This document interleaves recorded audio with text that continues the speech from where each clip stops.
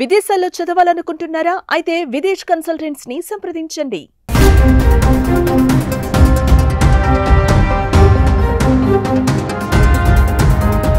All time రికార్డులో దూసుకెళ్తున్న gold rate భారీగా తగ్గింది. ప్రస్తుతం బంగారం ధర 86,000 రూపాయల వద్ద ట్రేడ్ అవుతుంది. బంగారం ధర భారీగా పెరగడానికి దారితీసిన కారణాల నుంచి ప్రస్తుతం బ్రేక్ లభించింది. దీంతో అంతర్జాతీయంగా బంగారం ధరలు తగ్గుముఖం పట్టాయి. కొత్త సంవత్సరం ప్రారంభంతో బంగారం ధరలలో కొంచెం తగ్గింపు కనిపించినా ఈ నెల మాత్రం బీభత్సంగా పెరిగాయి. ఈ కలిసొచ్చే కాలానికి నడిచొచ్చే బంగారం అన్నట్లు ఏపీ నేలల్లో దాగి ఉన్న గోల్డ్ గుట్టు బయటపడింది. పొరుగు దేశం పాక్లో కూడా ఓ ప్రాంతంలో బంగారు నిల్వలు ఉండడంతో ప్రజలు పెద్ద ఎత్తున వెతికే పనిలో ఉన్నారు. రోజంతా నది గర్భం నుండి బురదను బయటకు తీసి బురదలో బంగారాన్ని వెతికే పనిలో ఉన్నారు.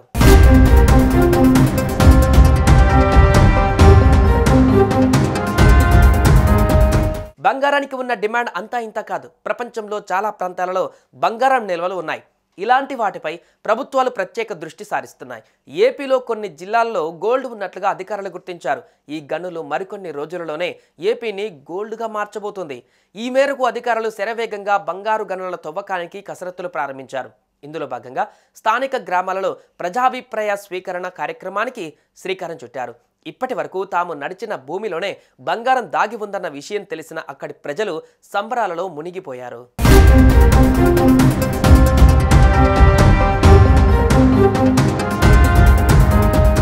ఏపీలో కొన్ని జిల్లాలలో వివిధ అరుదైన ఖరీదైన ఖనిజాలను జియోలాజికల్ సర్వే ఆఫ్ ఇండియా అధికారులు గుర్తించారు. వీటిని వెలికి తీస్తే లక్షల కోట్ల సంపద రాష్ట్రానికి దేశానికి సమకూరుతుందని అంచనాలు వేశారు.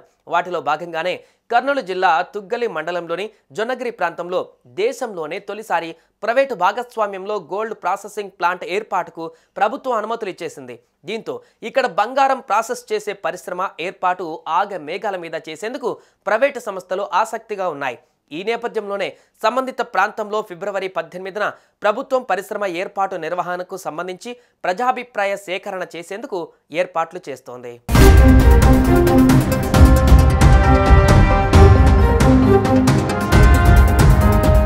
1994లోనే geological survey of India Kurnool జిల్లాలో బంగారం నిక్షేపాలు ఉన్నట్లు గుర్తించింది. అనంతరం ఈ బంగారం తవ్వితీసేందుకు ప్రైవేటు సంస్థలను ఆహ్వానించారు.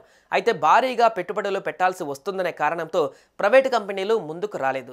ప్రాథమిక అధ్యయనాలు జరపడానికి కూడా భారీగా ఖర్చు చేయాల్సి వస్తుందనే కారణంతో వెనకడుగు వేశాయి. అయితే 2005లో కేంద్రం మైనింగ్ లీజ్ ప్రక్రియను సులభతరం చేసింది. ఓపెన్ లైసెన్సింగ్ పాలసీ తెచ్చింది. అనంతరం మరోసారి ప్రైవేటు కంపెనీలను ఆహ్వానించారు. ఈ క్రమంలోనే బెంగళూరుకు చెందిన జియో మైసూర్ సర్వీసెస్ లిమిటెడ్ ముందుకు వచ్చింది. అయితే పైలట్ ప్రాజెక్టు చేపట్టేందుకు కావలసిన అన్ని అనుమతులు పొందడానికి సుమారు 10 ఏళ్లు పట్టింది. పని ప్రారంభించిన తర్వాత ఏడాదికి దాదాపు 750 కిలోల కంటే ఎక్కువగా బంగారాన్ని ఉత్పత్తి చేయవచ్చని అధికారులు అంచనా వేస్తున్నారు.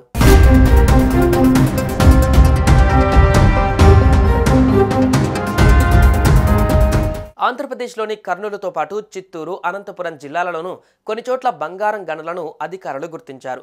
వాటిని అభివృద్ధి చేసి అక్కడి నుంచి పసిడిని వెలికి తీసేందుకు ప్రయత్నాలు చేస్తున్నారు. ఈ గనులను తవ్వేందుకు ప్రభుత్వ రంగ సంస్థ అయిన NMDC లిమిటెడ్ ఆసక్తిగా ఉన్నట్లు అధికారిక వర్గాలు చెబుతున్నాయి. రాష్ట్రంలో భారీ స్థాయిలో ఉన్న విలువైన ఖనిజ సంపదను వెలికి తీసే అవకాశం తమకు ఇవ్వాలని NMDC లిమిటెడ్ ప్రభుత్వాన్ని కోరుతోంది.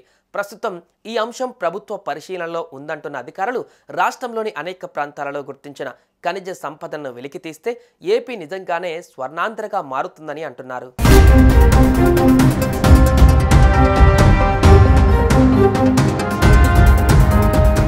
సుమన్ టీవీలో మీ పర్సనల్ అండ్ బిజినెస్ ప్రమోషన్స్ కోసం కింది నెంబర్కి కాంటాక్ట్ చేయండి.